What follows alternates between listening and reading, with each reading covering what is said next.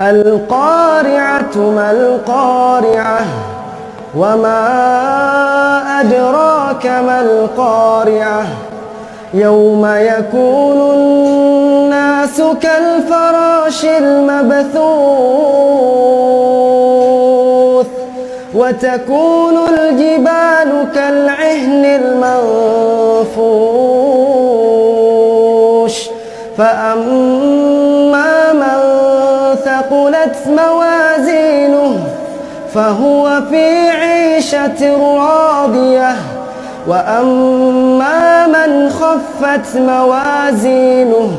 فأمه هاوية وما أدراك ما هي نار حامية